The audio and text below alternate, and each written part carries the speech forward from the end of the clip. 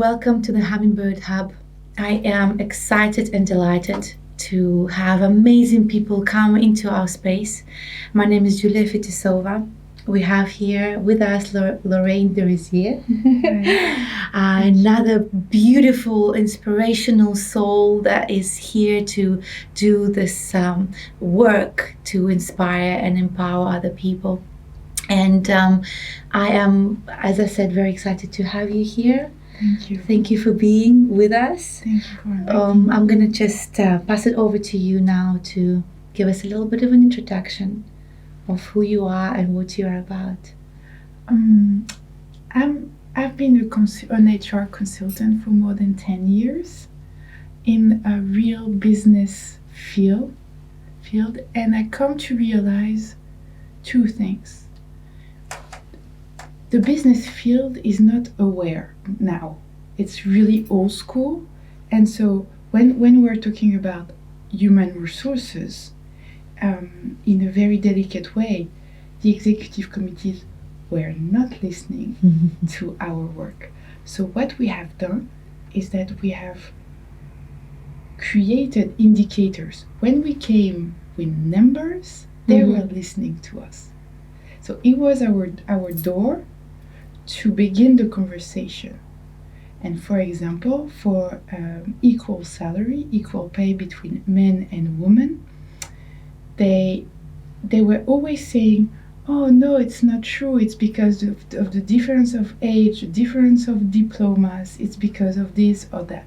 So we went back to the lab and developed an algorithm, indicators, that will nullify all the impact of all the arguments they were telling us. For example, age, diplomas, experience, and then we will come to them and say, if there were no difference whatsoever between him and her, the salary difference will remain 7%. You cannot justify that 7%. My goodness. And at that moment, we got something, because they were like, and then we pushed a little bit more and say, you know, if she goes to trial, you have nothing. You see? And to the press and to the media and to social media. And so we were doing artificial intelligence without knowing it. Oh, wow. Because it was just to open the door and to open the discussion. And from there, we have developed more and more complex indicator. It takes patience and time to do it very ethically. This is what I'm about. It's like introducing awareness through science. You see, in the business. It's like a merge, right? Yes. Between the two. Between the two, yes. And which is like sometimes people see it as two polar opposites. Yes. Whereas having to combine them together in an aware, intelligent, ethical way, it opens up the doors, and you're the proof for that. And you are also. Thank you. We are on a similar path of having to create the platform for individuals, human beings who are thirsty for new ways, for new developments, who are ready to try out new things and new ways of communicating and building communities that are joined by this mutual goal of growth and development. Absolutely. And as I understand, this is what you are doing, groundbreaking things that are going on par with such things as Facebook and Instagram and Twitter. Could you tell us a bit more about that? Thank you so much. From there, we have also worked with students on a charity way, and we have discovered something that was very unexpected through questionnaires and just getting to know them. And two things. The first one is that they spend 3 hours a day on social media on average. Some rectors in universities says 8 hours, like they're all the time on social media. This is a done deal. We can not go back. I don't know with your children if you can take the phone away or cut social media. Oh, it's difficult. Yes. It's tough. It's an addiction. Yes. It's an addiction. It really is an addiction to distraction, because they are getting the chance to play out avatars, to play Yes. out personas that they completely create. And there's that disconnection from the real world. Yeah, it is. And so that was one of our base. And then the second one, when we were listening to them, is that they don't want to just work, hard work. The businessman with his cigar or is not one of their dream anymore. You know the man on the top of the building is not their dream anymore. They want to be fulfilled from the get-go. This is a very big paradigm shift, because if you think about it, the whole past generations have been built on this male-driven, goal-orientated, cutthroat, money thirsty culture. Male-dominated. Yes. Money thirsty culture. And fulfillment was not something that would be on their priority list. It would be money. Yes. Money, power, and attributes. Yeah, whatever comes with it. Yes, totally. And attributes. And it seems that, and at the end of their career, they want to be fulfilled. When they are starved of that, they're thinking about fulfillment. The next generations, they want fulfillment right here, right now, first job. They want to know their purpose. So we had to build something that could be realistic. It's still business. It's still business.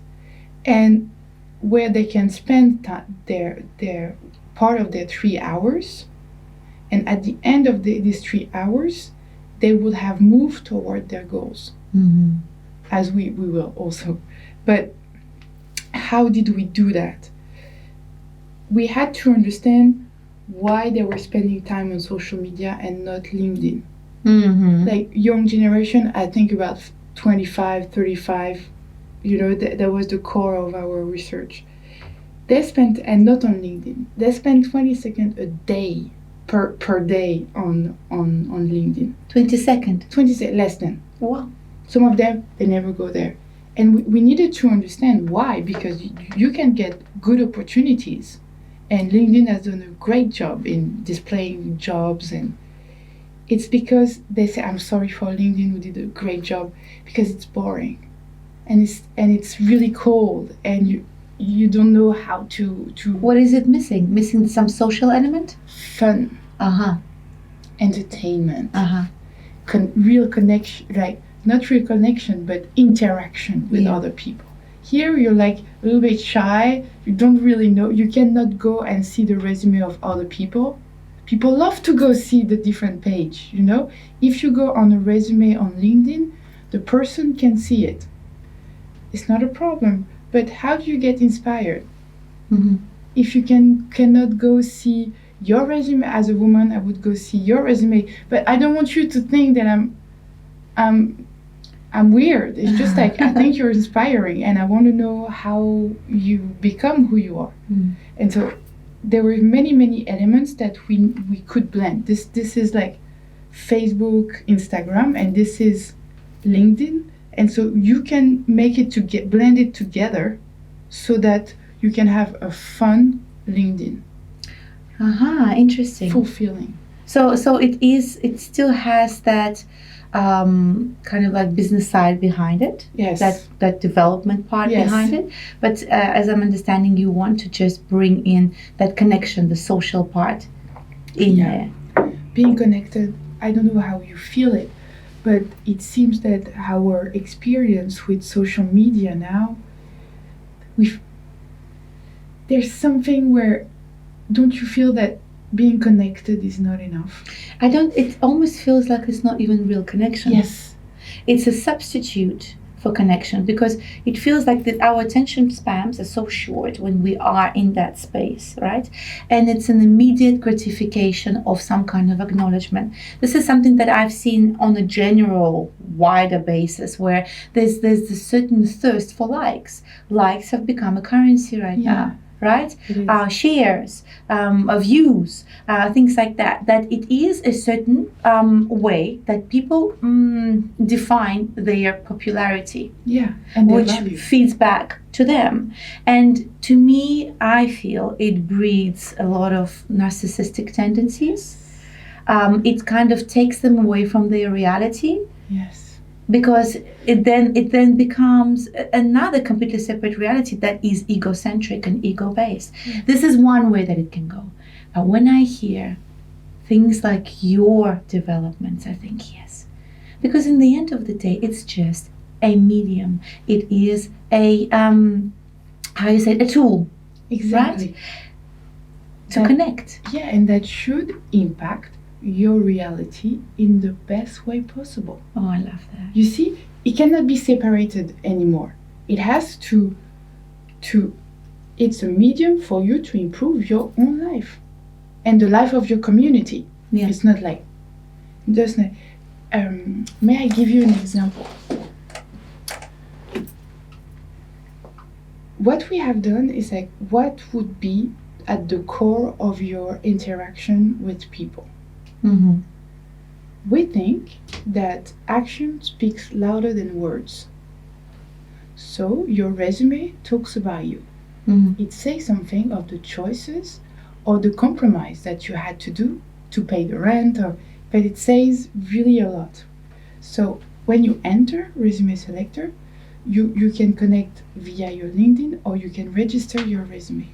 From there, we have developed an algorithm, artificial intelligence, for you to understand what you are saying about you when you post your resume. We have developed something that analyzes the different experience that you have. You have then a little radar with 9 different pivots who has been acknowledged internationally as the pivot to define a talent. What is a pivot? Pivot is like it's concepts. Innovation, leadership, market insight, goal. Are you goal oriented? So it's like almost like a grid to Yes. of assessing you, of yes, evaluating you. Evaluating what you're not you.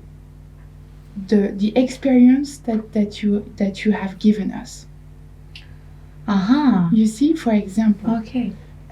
If a journalist chose CNN, then Fox News, and then back to CNN, it says something about them. Mm-hmm. The choice that they have, the drive, the goal orientation, the innovation in talking about different subjects, having your podcast, innovation, being on the top of your game, leadership, podcast, leadership. Mm-hmm. There's so much thing. It's a radar so that you can match with companies or you can match with people. I see. So it's almost like this information is readily available in order to direct you and navigate you, mm-hmm. to save you time, really. To save you time and ease the conversation. It's not easy to meet a new person and just what do you talk about? Yeah. And there is also, we ask people what is their dream job, ideal job, who they want to be. Ideal job, ideal country, ideal city. You can match, then the algorithm can match you with people who has done that, who has lived there, who can give you information, and you have a little game that you have to discover why you are matched. And then you begin your you even have a little game. Yeah, game it makes life so much easier. Can you tell me a little bit more about that? Because that's the fun element of that, right? Yes. It's like a quiz, right? It's like a quiz. Okay. If you go on the website, there's only the first version. We are still developing it. What is the name of the website? Yes. Okay. Bring it out. And there's an app, Android and AppStore, of course. And 5 questions, very easy. Where do you think the other person lives? What is his dream job? You ask. And you guess. And then at the end of these 5 questions, you will see you match, you don't match, you match. And then it's almost like Tinder. It's almost like Tinder, except that it's not a question of seduction because it's based on professional life. No, you see, but totally. yeah, matching is it's a match. Yeah, it's a match, mm-hmm. and you can begin your discussion without giving any phone number. Very important for your safety, and you can begin a conversation, a meeting, or an interview if it's a job. But it's easier when you want to expand your network to send the 10,000 classical email. Hello, my name is Lorraine de Waziers. It's not easy, even for the person who receive it. Mm-hmm. You know, yeah. So I understand. To begin a conversation or an email, knowing that you have things in common, and knowing why that person could give you information or opportunity if everything else goes well, was something that was important. Help people to expand their network in a purposeful way. Beautiful. Beautiful. And as I understand, there's also a way that you kind of represent the minorities to a degree, right? Yes. Because you started off saying that women Yes. and men have a different salary. So is there a way you somehow address that in your... Yes, it's very, very, very important for us because we feel our team that we are privileged to go to the top universities, top companies, Big Five. We were always surrounded by people who were opening the door for us. We have worked hard. Yeah. But still, it's a privilege. There's so many people who don't even have the choice. And I don't know if you've been in charities. I'm sure. Mm-hmm. I'm sure you do. You have this kindness. But and also the people who listen.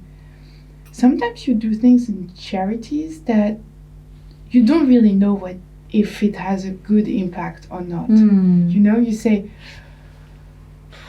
I will never save the world. It seems over the misery and means... So you shoot yourself in the foot straight away saying like, nah, it's not, yeah. Yeah. Yeah, yeah. And the only moment that you feel at peace is knowing that person, homeless students, underprivileged students, they had the opportunity, they had the choice. They took it or they didn't. It was their own choice at that moment in their lives.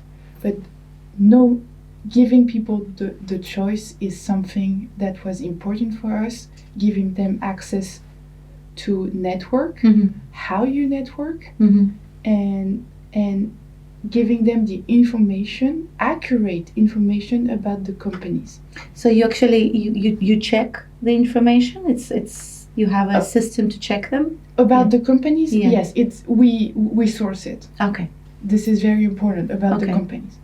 When you go on the platform, we also use it as a fun thing, but also a little bit a mean of education.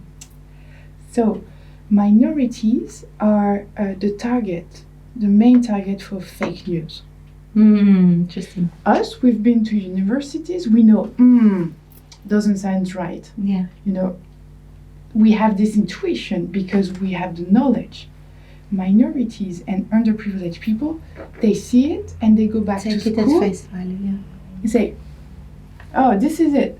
I don't know, like, oxygen is composed by carbon and that's it. Yeah. And the professor said, where does it come from? From Facebook. What? And so they take it for granted, Instagram. It's not to diminish the work of Facebook because artificial intelligence cannot detect fake news. It's extremely difficult to see. So what we have done in ResumeSelector is we ask the source for each post.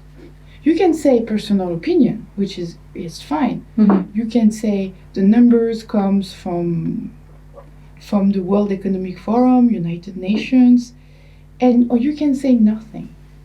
But when you scroll, when the people scroll, 10,000 times later they say, interesting. oh, there's no source. Mm-hmm. You see, it's just to give them those little tricks that could help them grow there and be independent in their mind. Yeah. To the information. And with the women as well, how is that? It was one of our huge meeting brainstorming. How can we protect women from Tinder? If they want to go to Tinder, more power to them. But this is not our purpose. But we have a matching game. How do we protect them from that? So, first thing, the discussion is based on their resume. It's not based on other aspects on their lives. Still, not easy. Second element is people have a score from what they post, the reaction of people, and so we can in time identify problematic men or women, by the sometimes. So we have to really be careful about that. The third thing is when they begin a discussion with the men, they don't give their phone number. They don't need to. They are only connected with them through the website, and they can, as on all social media platforms, signal the person. We keep record of the conversation in case, but if both person wants to scrap the discussion, we scrap it from every memory bank, yeah. So the main intention behind it is the security, obviously. So that to provide that secure space where women and men can explore and feel safe enough to be able to kind of like take it in more protected steps. Because yes, I understand if you say, for example, straight away have to give out the information just to connect, you are already exposed. Yes. So in that sense, that you're doing an invaluable service. Because as Tinder has come out, whatever social media has come out, so as people have connected, so have increased the chances, or say the incidents when people have been taken advantage of. Yes. And having to keep that in mind is a good thing for people to then feel safe. Yes. To be part of that community. And still, we've seen women or my female friends. We don't really dare to connect with men, anymore. For example, this entrepreneur. We know we could share information, but feel like I don't want him to. It's really difficult for us. So having a matching game is also easier. It's like there is nothing ambiguous in my intention. I just want to match with you and have a discussion on that point, and that point. That makes easier also for the woman. It's very straightforward and straight-cut, and so obviously we know, and I'm sure you do as well, the different paradigms of having to be in the business world for women. Oh yes. We just discussed this on the way here. What it's actually like for women to be out there in the business world, and what kind of challenges women have to face being in the business world. So perhaps that experience is something. I'm assuming that experience is something that has impacted that. A lot. Drive to give safety to the women, and it's not to put down men in any way, of course, but it is just the byproduct of that goal-orientated, cutthroat kind of culture. That what I'm feeling is now shifting. Yes. And I am so grateful to have pioneers like you in our space and being able to bring it out there to people, because this is what the progress is all about. Of course. Right. And when I was listening to you, I completely agree. It's ResumeSelector is a proposition to contribute to clarify the relationship from the get-go. It's like we're talking about what we have in common is our resume. And so it clarifies the space to share experience, information, and opportunities. So this was so it actually brings it to an equal kind of base, right? Yes. This is what we're all striving for. There isn't, as I'm seeing my kind of development, there isn't a way of having to over-dominate the man and go, say, for example, like, oh, okay, there has been a certain discrimination throughout all these years, and you know what, this time we're taking the power back, and it's not about that. It doesn't work. There is no need. I don't need, we've talked about it. Yes. There is no need to have that push and pull. It's actually kind of going, okay, here we are. We all have this possibility to grow, and we bring a different energy, which, if it's respected equally, can bring such beautiful synergy. And the third energy that can produce beautiful and great results, right? Yes. Because you asked me on the way here about what it's like to actually keep the feminine part having to be exposed in an entrepreneurial world. You're so impressive in that. Thank you. But it's not, from my experience, it's not trying to be like the men on trying to play their game. It is actually about bringing out the power that the feminine, the woman has, but also in a very respectable manner to the man, right? Not trying to like we said before, to dominate, but to have that integration of both energies. And seeing platforms like that coming out just kind of neutralizes this whole, say, sexual, I wouldn't say phenomenon, but a certain sexual dynamic that brings it to the next. How did you do that? As you can see, I'm more dressed like a man. And you embrace your femininity. How did you dare to do it and be yourself and still be a businesswoman? How is it possible? I believe it's self-development. And this is why this platform, my Humminbird platform, is here, is because of self-development.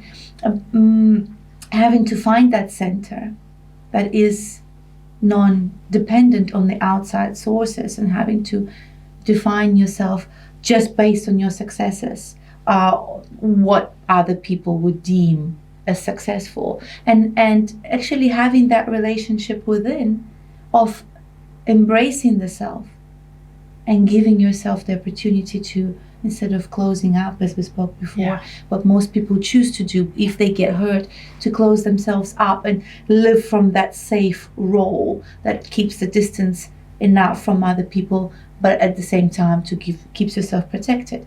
At that point in time, you cut yourself off from you. There is no one else but you in the room.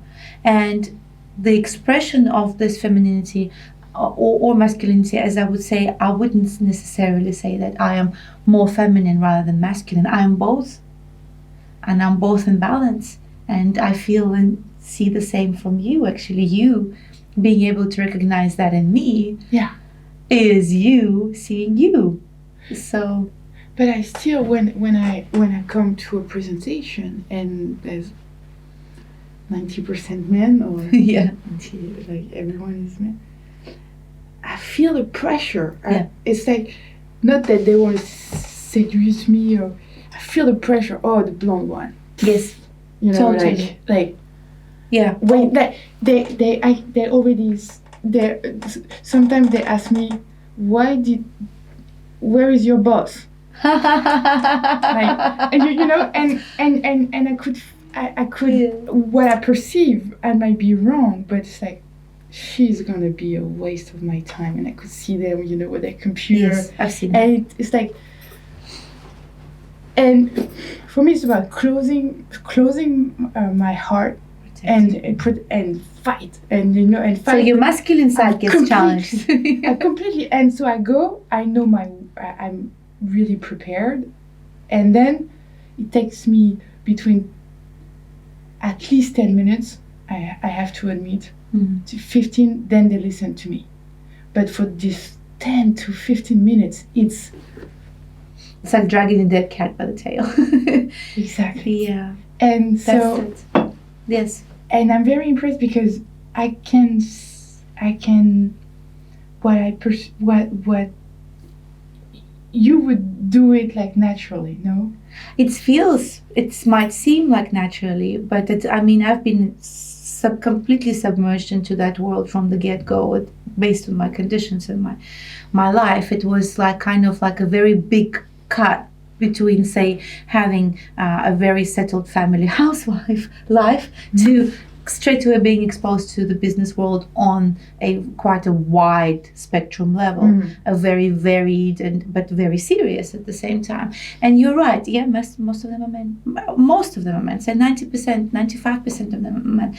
And this is why I believe it's a little bit more challenging for women having to go into the business world, because there they are perceived because of the stereotypes that we have. But the power is within us to balance that out, because within those 10-15 minutes, once the guards are up, as difficult as it might be, it is still opening up the space also for neutralizing that kind of. That is very, very, very interesting. So this is still a space that you feel. Yeah. No way. It's something that is an ongoing basis, because it's a man's world, as they say. But women have been seen somehow as a threat, right? My positioning in this is that I'm not a threat. I'm only here to make this better. Whether it's a man or a woman, it doesn't matter. I am more aware of what challenges women have to go through because I am one. But in the end of the day, we all connect with the joint vision. If we are in that space and I am at that meeting room and I am with those people there, we already came there for a joint mission. And having to waste time to have to go, okay, this is a man, this is a woman, what sexual things are going on there and whatever. It's taken away from the goal, from the bigger vision. Yeah. So it's always bringing each other back to the vision, why we all gathered here, and I might not bring the perspective in the male way that men expect it to be, but I can bring a different perspective that can be equally as valuable, as you are doing as well. Yeah. But it's still, during these 10 minutes, it's difficult to overcome that they want you out. Like that you feel that because they don't really see our added value from the get-go. Because they feel threatened, right? They feel threatened, you think? Yeah. Because it's not the usual way things are. So their comfort zone is getting threatened. Yes. And it's been for how many years in histories? I mean, women on a ship. Yeah. If a woman on the ship, it's a disaster, for example, or because men don't trust themselves with a woman sometimes. Yes. They don't trust themselves. Why? Because of their own inner conflicts, perhaps. I mean, I've seen all kinds. I've also seen amazingly developed businessmen I'm so grateful for that, for those opportunities that I am actually surrounded mostly by very developed internally businessmen, but the things that work the best and the most in any kind of situation is just being yourself. Giving yourself the freedom to be yourself and bring your best out without depending on somebody else's reflection of you, but standing strong in who you are. It might be a difficult thing for the first 10 minutes, but sooner or later the energies will adjust. Really? Yes. And then it becomes your space. So maybe I don't have to be like this fighter at this first 10 minutes, just let it flow. Yeah, because if you are fighting it, then the resistance, what you resist persists. I'm scared actually during those. I understand. Oh my goodness! I don't know about you, the people listening. It's really scary. Those men are really scary. But they only come across as that. But if you meet them in your heart space, it's really not that scary. Really? Yeah. I've been there like 15 years now. Yeah. And it's just like still so scary. Yeah. Those 10 minutes, my God. I prepare it like a fighter. Maybe there is actually now opening up the opportunity to write something about that for women that are going out there and having maybe a short sort of guiding meditation or something, because we're not the only ones. I mean, how many more women are out there? I mean, you see also Viola with her vibrant personality. Yes. I mean, she's this powerhouse of a woman, and I had the opportunity to be with her yesterday, and with Winky, for example. So here we are, and this is the new age of now the woman coming out. Yeah. But if we focus on the obstacles, then we grow more obstacles. Yes. If we focus on the opportunities, then we grow more opportunities. Women are now connected more and more. They are empowered more and more. And it's not, again, a fight men against the women. It's about us sharing the space. Yes. And a loving space, a space of development and growth that we are here for. But I have an example that it's a research that we have done. There is this law in France that makes it very important, like legally necessary, a necessity to have 40% of your board composed by women. You're obliged. It's an obligation. It's a legal obligation. And so we have listed all the boards of the CAC 40 and SBF 120 and see how were the boards. Okay, they respect it. And then we were wondering, does it have an impact on the executive committee? It's the committee right below the boards. There's the board of their director, and here you have the executive committee, administrative. And so, no impact. So, and in the boards, you could see that women were also the same in so many companies. They are hired because they didn't identify many of them, and they had responsibility that we didn't expect. For example, finance. They were in the finance chamber, and they were. If you go the step below the executive committee, not submitted to the law, you will see that they are human resources and marketing, nothing else. For the more than the most of them. So our conclusion were it seems that because those women exist, it means that they women could have being the CFO of a company or a CEO. Why not? Do they step out because it's too hard? Or are the businessmen able to see them for who they are? It's still a mystery for us, and we won't help women grow their network so that men can make space in their mind to women. And I feel and I believe that it's happening. Was it clear the way I understood. That it's as I have understood, it's the women that we have in the roles, they were not those of men, right? Yeah. Not as high position roles, right? Yeah, I can do it. It's like, because it's really difficult to explain. It's like you have the in French we say conseil d'administration boards. It's like the top of the company. You have to have 40% of women. They find it because they are legally obliged. Yes. And if you go to executive committee, who have the executive role, CEO, CFO, marketing, the women, there's very few women, and if there are women, they are only marketing and so they're not given the decision-making positions. That's Yes. what you're saying. Yeah, yeah. And and why? Mm-hmm. You see? Mm-hmm. So it seems that the system, it's almost like they kind of defied the system a little bit, because they're complying with it, but only as long as it doesn't influence the decision making. Yes. Is it clearer now? Yes. I wasn't, because it was difficult to yeah. No, I understand that, but this is something. As long as it doesn't impact the real decision of the company, no problem. And I think we are trying to open doors to women, equal opportunities, and there are such good businessmen who are promoting that.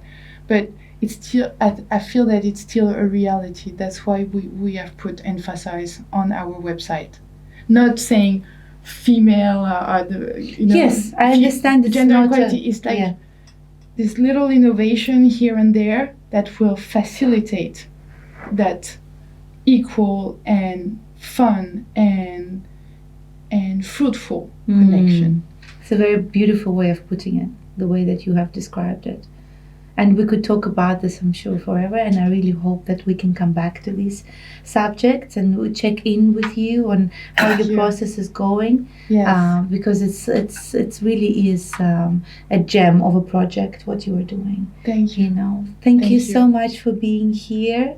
Thank you so much, you guys, for being here. I hope that has opened up some thinking process and some spaces in your hearts and in your minds, because this is what the progress is all about, and you and us are all part of that progress. So jump on board in whichever way you feel it impacts the quality of living of people. So Lorraine, thank you so much. Thank you Until so much. next time. Thank you. And guys, stay tuned. Thank you. Bye.